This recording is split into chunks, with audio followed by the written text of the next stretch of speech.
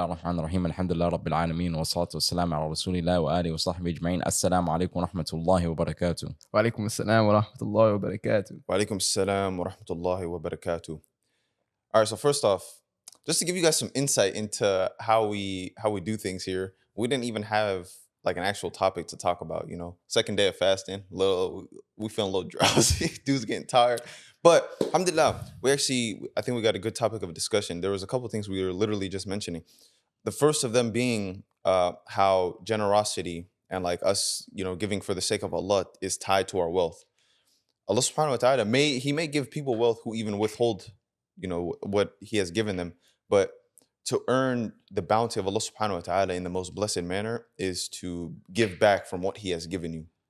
Because when you recognize that Allah subhanahu wa ta'ala is a razak, that he's the one who's provided you with your blessings, whether it's your house, your car, the money in your bank account, how you spend on your family, how you give back for his sake, then you realize that you give it out as much as you can, not in excess. Is like, that's what some people need to understand. You don't have to give out all your wealth, but to give out enough so that you can still function, but you understand that Allah subhanahu wa ta'ala is gonna bless you for it.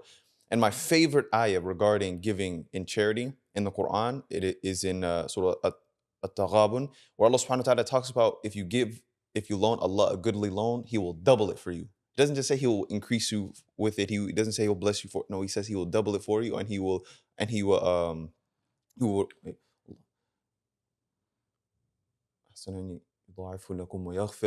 forgive you, and Allah is most appreciative.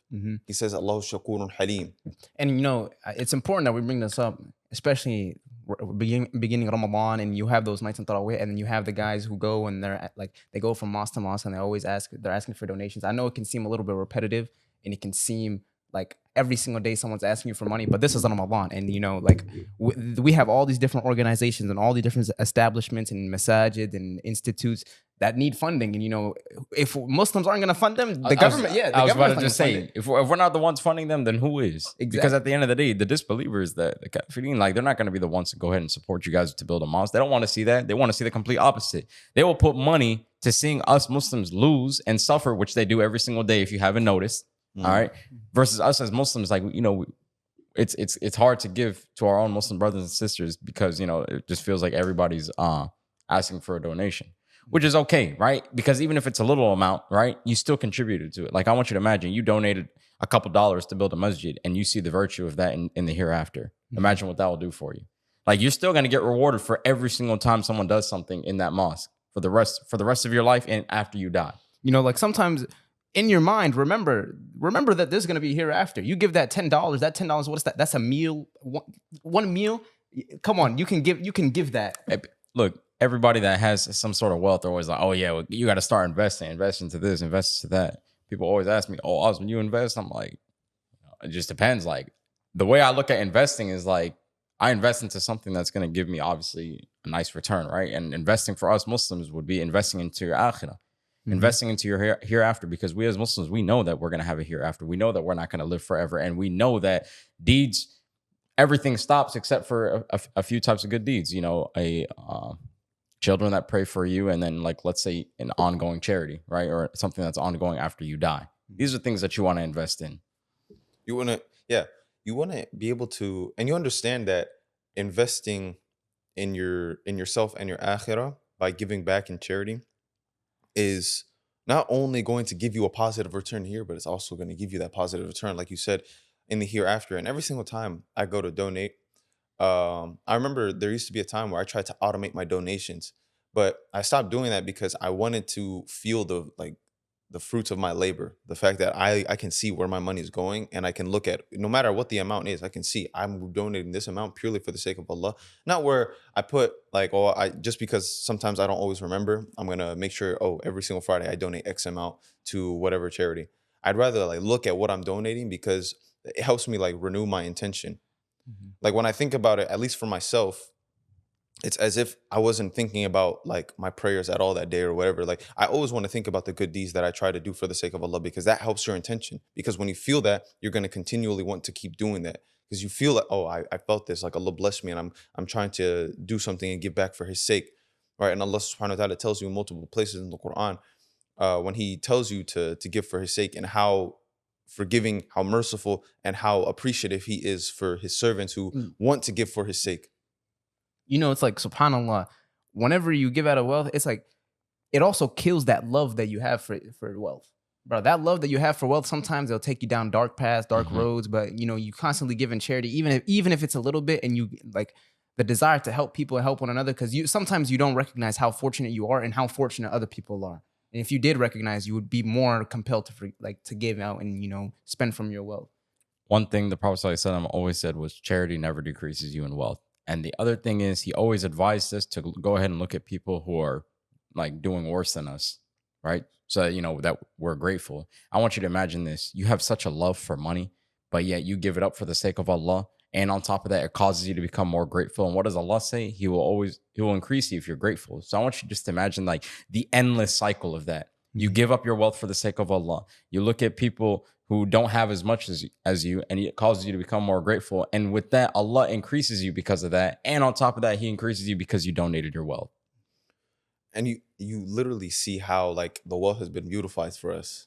So why would Allah not increase you for something that you desire so heavily, yet you give it up for his sake? I was about to say, and we know the saying, whoever gives something up for the sake of Allah, Allah will always replace it with something better. And in this case, Allah might grant you even more wealth, as he says, like he can increase you, he can bless you more, he can double it for you, or he can grant you blessings from where you haven't expected, right? Because donating in charity, it's also an expiation. It can remove some of your sins, it can remove any of like your mistakes, your misdeeds.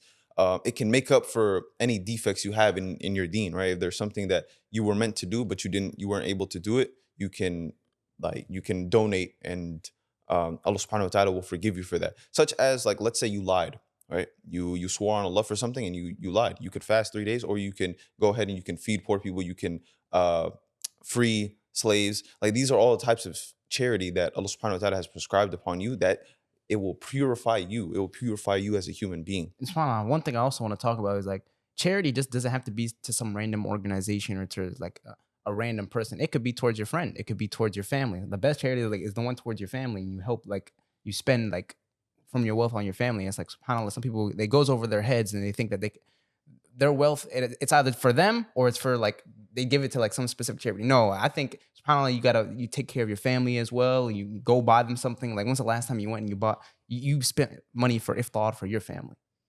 The most rewarding charity is going to be the one for your family. Like, it does feel rewarding to donate to something like, let's say, like a sadaqah jariyah, right? Let's say a water well being built, right? So anytime someone takes water from that and it's given out to the people, then you're going to get rewarded for that.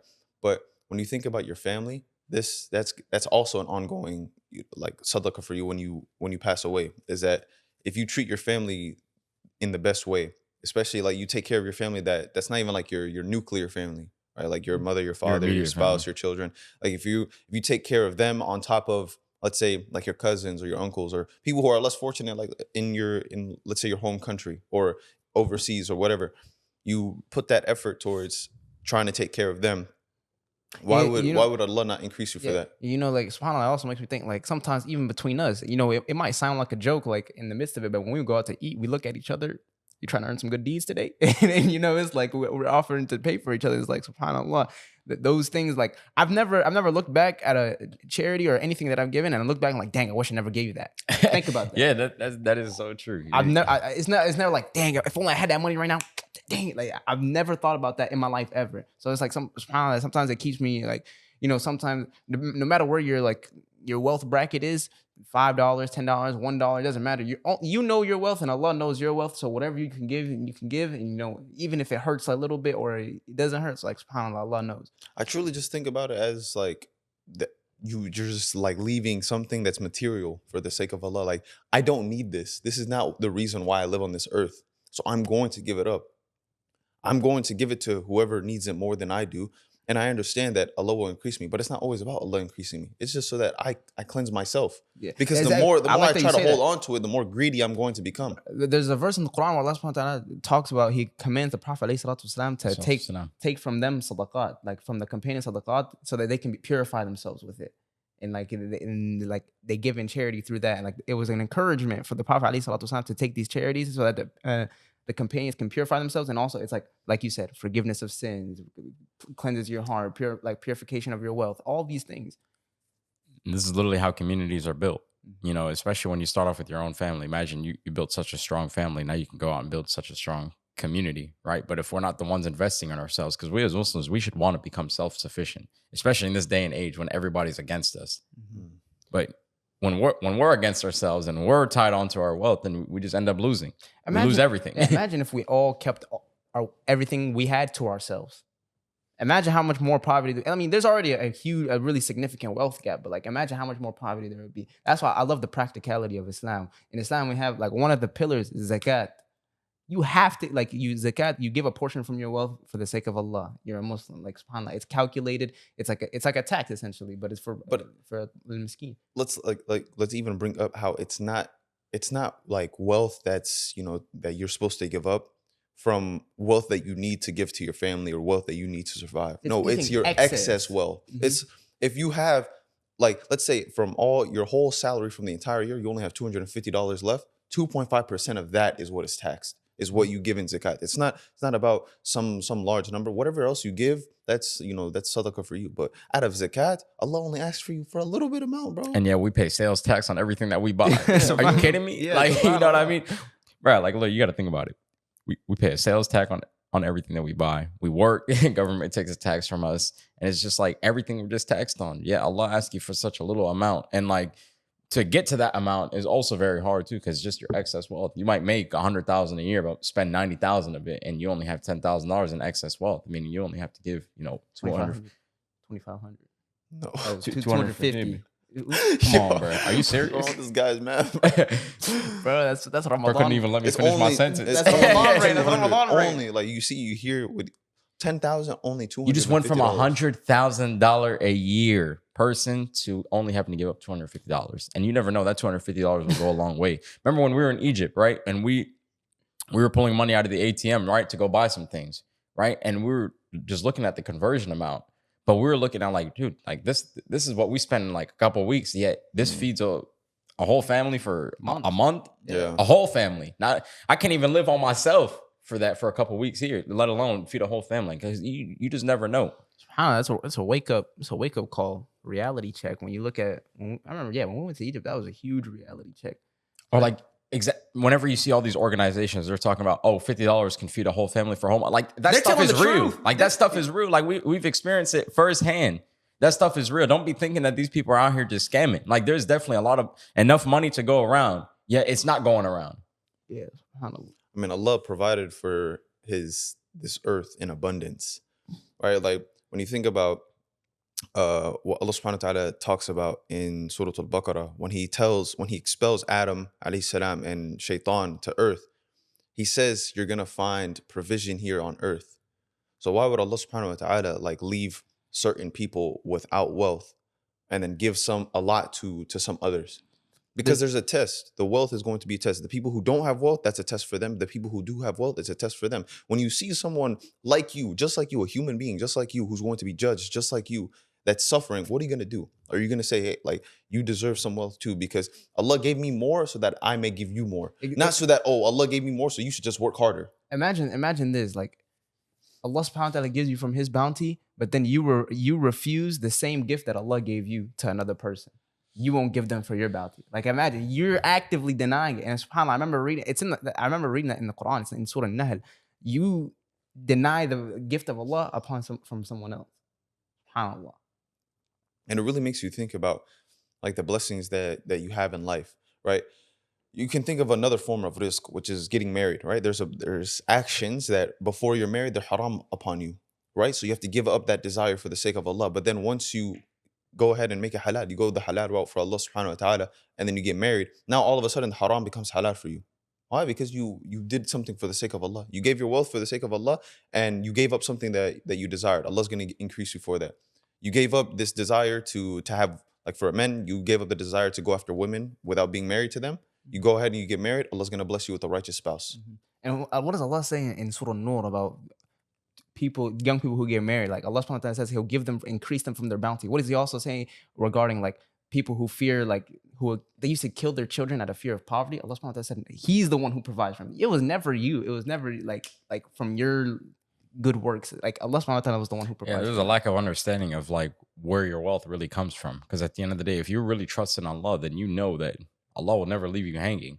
Like, I always like to use this example. When has there ever been something you've gone through in your life up to this day where it causes you to like not be standing here today in an okay way? Like nothing. You're here, you're still living, you're still trying to move on to the next thing. And I remember talking to a saying, and we had this discussion, and I was saying, provision will chase you more than death. Because think about it, your provision finds you every day. Death only finds you on one day. The moment you die is the moment provision stops. So every single day, it doesn't matter what you do. You can go and put all your money into any investment. You could lose all your money. You'll still find a way to eat if death isn't written for you. Because it's Allah's will. Allah's will is to provide for you until death comes to you. And then like nothing's gonna come to you. Like, I don't know if you guys understand what I'm saying. No, 100%. A real Muslim is going to be someone who they know when their back is against the wall that Allah is waiting for them on the other side. Not that, this hardship is meant to break them, but Allah subhanahu wa ta'ala, he aims to make it easy for you. So when things are getting tough, especially because like a lot of us fear for our wealth, it's something I think about a lot. Like I sometimes I just get these worries about my wealth, because if I want to be married, if I want to support my family, if I want to spend in the cause of Allah, I'm always thinking about, okay, like I got to do XYZ every single day. I got to work as hard as I possibly can.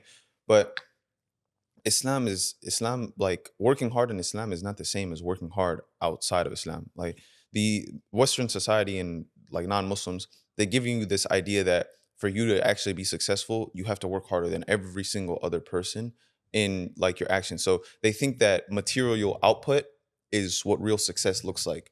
So you're working these long hours, you're getting very little sleep, but in reality, that's not what you really have to do. If you work, to your capacity, you don't have to overburden yourself. Just like in ibadah, in worship, you don't have to overburden yourself. If you overburden yourself, you're not going to continue in that way. Do what you can, then trust in Allah. But they go hand in hand. You can't just trust in Allah and then do nothing. If you're doing as much as you can, then Allah subhanahu wa ta'ala will eventually give you exactly what you've been looking for. But it's not going to come on that first day. You think, oh, I'm going to change myself. I'm going to go work hard. You think the first day you're going to find the job that you've been looking for? No. You go for 30 days and I promise you'll find a job. If you go out every single day looking for a job, or if you're on these apps or on these like Indeed or LinkedIn or whatever, you're looking for a job every single day for 30 days, you're going to find a job, bro. I promise you that. Because Allah is not going to leave you hanging. If you go in there with full trust that Allah subhanahu wa ta'ala will provide for you and you're here working as hard as you can, then why would he not? You know what I mean? And any job that you don't get or whatever's not written for you, it's not meant for you. It's not going to come your way. Why would you want it to? Because if Allah gives you that thing, maybe it's going to make it worse for you. Your situation is going to become worse. You might be making a paycheck, but you resent your family now. And I've actually talked about that before. I was like, imagine I have a job, the pay's like not that bad, but I hate my bosses or I hate the environment. And I come home and I start resenting my wife. And I remember I got asked, they were like, oh, would you resent like your wife because of, you have to provide for them? I was like, no, but I want provision, like me providing for them to be a pleasure. I want to be able to make money because I understand my role as a man and I want to have pleasure in that. I know that I'm doing good for my family. Bro, I was thinking about this recently. SubhanAllah, you might be put in certain situations and to the outside eye, to someone else, a different person's perspective, it might look good. Like, dang, he's doing well for himself. But in your heart, you don't feel it. Like in your heart, if you're actually like disturbed, you lose sleep at night. It doesn't feel good for you. And it's like, SubhanAllah, that's why you really got to take into account your life. Stop worrying about what other people think and think about like the matter of your heart. Because SubhanAllah, you might go and make whatever sum of money. You might go, it's not even about money. You might go and do whatever it is that you thought you wanted to do. And it's all of a sudden like, you're not praying as much. You sold out your deen for a little gain. You can't, like, you get all this constant anxiety, all this stress, all these things that you never felt before when you were like at practicing. And it's like, SubhanAllah, like to the outside eye, you might be balling, but interior, like you might be the most depressed person alive. And it's really a matter of the heart. Sometimes like we really think we know ourselves. Sometimes you really don't know yourself because you might want something your entire life. You get that. And it's like, it didn't end up fulfilling you. Now you just wasted a lot. And you lose out on so much chasing that one blessing that you thought, like, I remember that I was young, so like this story is from when I was very young. I didn't understand the capacity of like making dua, but I remember I was this type of person when I was pretty young that I made a dua to Allah subhanahu wa ta'ala. And I made this dua a couple times. And I remember telling Allah that if you give me this thing, then like I'll be on my deen, like on top of everything. I'll be on top of everything. I'll be reading Quran, I'll be praying, I'll be doing this, I'll be doing that. And then you get in, you don't do it. Yeah, and then like and then things were going well, but then I just wasn't feeling fulfilled. And I was just like, what's going on here? Like why is things not going my way? And it made me realize, like, yeah, of course, Allah may give you the thing you've been asking for, especially if it is best for you. But then He might give you the other, like, He might give you the thing you've been asking for as a means to test you. Right? I gave you this thing. Now what? What's gonna happen? Huh? Let me show you how I know what you don't know. And it reminds me of the verses in Surah Al-Baqarah where Allah Subhanahu wa Taala tells the angels He's going to create like a Khalifa on earth, and they ask Him, they question Him, are you going to create like a creation that causes mischief and sheds blood? And it really it made me emotional because I was like, dang, bro, Allah didn't punish the angels for questioning Him. Like their only will is to obey Allah subhanahu wa ta'ala. But He gave them the ability to question so that they can understand. So then Allah showed them. He didn't punish them. He didn't say anything. He just said, I know that which you do not know. He taught Adam alayhi salam the names of all things. And he asked the angels, what are the names of these things? They said, you are the most knowing. Right? And once Adam alayhi salam informed them of the names, they glorified Allah subhanahu wa ta'ala. And then they were made to prostrate to Adam alayhi salam. But you see how you can go out and you don't have to just blindly submit to Islam. You can sit here and ponder upon what Allah subhanahu wa ta'ala has revealed to you. Because as much as the Quran was revealed to the Prophet ﷺ, it's also there for you. Right? There are messages in there that you should be reading, that you should be reflecting on. And you should try to find reflection through every single verse that you read. At least the ones that, especially the ones that call to Tawheed. I understand the ones that talk directly to the Prophet ﷺ or during the time of the Sahaba and stuff. That's kind of hard because maybe times of war, things of that nature, what the mushrikeen were doing and that type of stuff. But there's lessons all over the Quran for you. A verse I want to bring up, and it's always mentioned, but I want to bring up you got to bring it up every Ramadan. Perhaps you love something and it's bad for you, and perhaps you hate something and it's good for you. You really have to understand what this means. When you hate something, you're not thinking about the benefit within it. But even though it may be good for you, so you really have to understand, you as a human being, there would be have you ever looked back in your life and you thought, what was I thinking? What was I doing? I'm asking y'all. Have you ever went back in your life and thought what was I doing? All the time, dude, it happens all the time. But the thing I love about that is 5 seconds after that, I already know I became a better person. Exactly. You know why? Because I was just sitting there reflecting. And in that reflection, I just learned a lesson. And in that lesson, I can use it to improve myself in the future. Wow, I can't believe I used to do that. Now I'm going to do this to improve. And it happens all the time. Alhamdulillah, it's such a ni'mah from Allah. I love when Allah says in the Quran, these are verses for people who reflect. Yes, that's me. I'm reflecting. And it's subhanAllah. And it's you think about those times and you're when you think about what was I thinking, you're that's an indication that you're becoming a new person. You've repented. You sought forgiveness. You're becoming you're growing. It's a sign of growth. And I always think, I'm subhanAllah. I think of myself last year. I'm what the heck? And the thing is, in the moment, we didn't see it. In the moment, we didn't perceive it. Exactly. In the moment, you have people telling, "Oh yeah, man, you're doing so good. You're doing so good." I'm looking at myself a year. People said I was doing good. Yeah. Absolutely not. SubhanAllah. And then inshallah, I'm looking back at myself right now, speaking on this episode. I'm man, that was nothing. You know what I mean? Exactly. So it's SubhanAllah, you look at those moments, you look back, and in the moment, you never perceived it. And that's one of the scariest things. Whenever I read in the Quran, it's even in the beginning of Surah Anbiya, the time of account has come and the people are heedless. They're heedless of it. Heedless means there's not even a single thought. They're not thinking about it, and it's just time is running.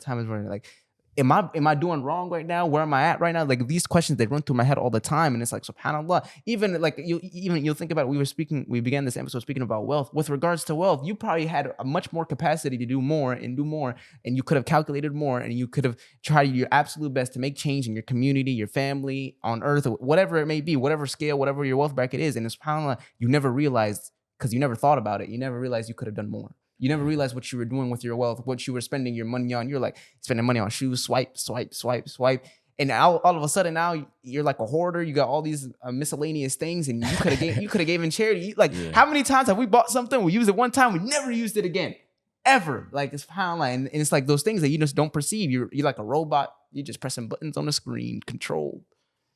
Speaking of like how you talk about like reflection and not perceiving and being heedless, like just take this quote: knowledge without reflection is just a reaction. And knowledge, even when you think back on who you were before, you think about your hardships or the type of person you were, and you're like, oh, why was I doing those things, or what was I doing with my life? That's also knowledge, because you look at where you are now. You've gained more knowledge. You've become a different type of person, right? You've grown closer to Allah subhanahu wa ta'ala versus who you were before, versus where you were before in life. And speaking the same thing for the Quran. If you look at the knowledge that is within the Quran, the most perfect preserved knowledge, like directly from Allah subhanahu wa ta'ala, and you don't reflect on that, then who are you going to be as a person? You're not going to know how to be as a Muslim if you don't look at the verses of the Quran and they don't change your heart. Yeah, and exactly. SubhanAllah. That we all hear the saying, knowledge is power. Think about now. You got to think about, what do you know about yourself? What do I react to? What makes me tick? Like, all this requires reflection. What makes me tick? Why didn't I wake up for Fajr that one time? Do I need to look? A lot of people do this unknowingly. You guys have knowledge over yourself. Why? Because some people, they set multiple alarms. Why? Because you know you're not going to wake up on the first time. Just like that, like, it sounds harsh, but manipulate yourself into doing better. Set multiple alarms, do all these other things, have knowledge over yourself, learn about yourself, learn about what makes you tick. Because sometimes, perhaps you've been living all this life, you never reflected on even one thing. I was just going to say, just change your mindset, because a lot of the things like you think you can do, you can actually do. You just don't do it until you're put in a position where you have to do it. Yeah. And then you're like, man, I could have been doing this the whole time. Because when none of us react until it's high stake. Yeah, when you live your life through other people's lens, like you try to live based on how other people perceive you, then your life is never yours until the moment where Allah subhanahu wa ta'ala puts you in a test that tests every fiber of your being, your physical, your mental, your spiritual. Then you're finally like, my life is mine, because Allah put you through that and you got through it with his help. Nobody else helped you get through that. Nobody else even knew what you were going through. You might be sitting here, you're smiling at the dinner table, you're smiling around your friends, but in reality, something is weighing on your heart, but nobody else knows except for Allah subhanahu wa ta'ala. And then you deal with it solely with Allah, and you see how you come through that. That's your life being yours. But then when you sit here, you're so worried about what other people will say, what they might do, or what they might think, then you're never going to live a life that's yours. Which is why we even know that your intention matters most when you're by yourself, right? When you're alone, when you're waking up for Fajr, or when you're praying Tahajjud, or when you're making dhikr by yourself, or reading Quran by yourself, or whatever it may be, that's what's going to matter the most. All right, because that's where you know that your intention is the most pure. When nobody else sees you, you're in a dark room by yourself, you're out here crying to Allah subhanahu wa ta'ala, that's where you know your intention is real. Because what else do you have to gain besides talking to Allah in that moment? What else? What other gain? There's no fleeting gain when you're sitting here making dua, right? You're not gonna get some crazy thing in the material dunya, and you're not selling your soul, none of that. You're out here, you're talking to Allah subhanahu wa ta'ala. Nobody else is around, nobody's hearing you except for Allah. And you know that. That's your life. That's the life that you should be trying to choose, not thinking about what anybody else wants for you, or how anybody else should perceive you. Because we've all had those types of moments. We probably still have those moments. Like, it's who you are behind closed doors. Sometimes some people, every single day, they walk out and they got a mask on. They say, like, life's a costume party, and they show up with everyone. I remember I read this quote, and it was so, like, it was so funny. It was like, my life changed when I realized life was a costume party, and I showed up with my real face. I was like, subhanAllah. I'm like, everyone, you could. Yeah, that's something that one of my high school teachers, like my English teacher, she used to always talk about. She was like, man, we as people, we wear so many masks. You know what I said to that? Not me. Because like, subhanAllah, behind closed doors, you'll find out a lot. Even like the person you've been best friends with your whole life, they might be like, you feel like, dang, I don't even know them for real. Like, subhanAllah, if you knew what Allah knew, but you don't, like, subhanAllah. It's actually something like you wouldn't want to look for in a spouse. Is like who they are with their family, who they are with their friends, who they are with you. If they're completely different people in all three settings, then they're constantly like throwing this mask on. You want to be the same type of person no matter who you're with. Of course, like if you're with your friends, you're having a little more fun, you're a little more joking and whatnot. But in terms of your personality, in terms of your character, first and foremost, in terms of your character, and like showcasing that you are God-fearing no matter who you're around, That's very important for someone to be able to observe. Like, it's fine if you have different conversations with your friends, like, right? Like, we have different conversations. You don't want to than be with our known parents. as the abusive person at home and then the good person out on the streets. Yeah, subhanAllah. Yeah. And just to tie this all back to what we talked about in the beginning of the episode, you know, give with your wealth in secret and in public. It doesn't matter. Like, do it all for the sake of Allah. Have that intention. Know yourself. You got to know yourself. You got to know what your intention is. Don't be weak. Don't let shaitan drive you out from to the left to the right. Be firm. You know that. Yeah. Allah. I like what you said. You said, don't let shaitan drive you out. And we're in the month of Ramadan, and this is like the time to discipline your nafs, so that when it comes time for shaitan to try to have influence over you, you understand that he's actually weak. He has no real influence over you. It's us that gives him power. Because Allah told us that, like, shaitan's influence over us is actually weak. It's actually weak, subhanAllah. He doesn't have no real influence over you. So when you go to blame him so quickly for something, oh, the wiswas and this and that, know that it's weak. Right? With you, there's a cure. There's going to always be a cure, and the cure is the Quran. The cure is your connection to Allah. The cure is where your heart lies with Allah.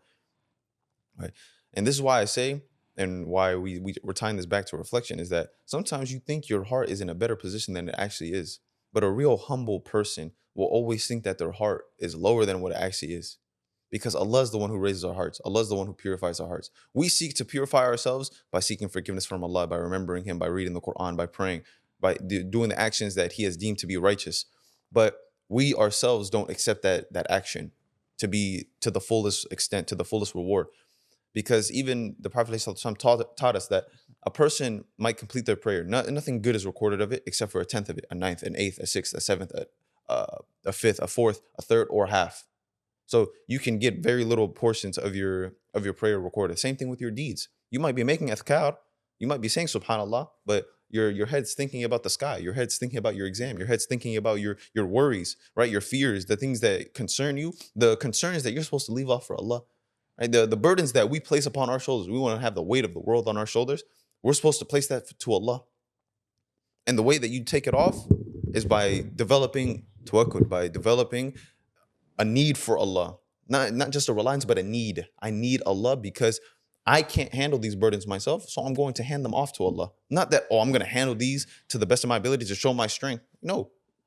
Allah understands who you are as a human. You got anything to prove to Allah? Yeah, like you have nothing to prove besides the fact that you want to be a doer of good, of the people He loves. You want to do the deeds that He loves and try to earn His mercy.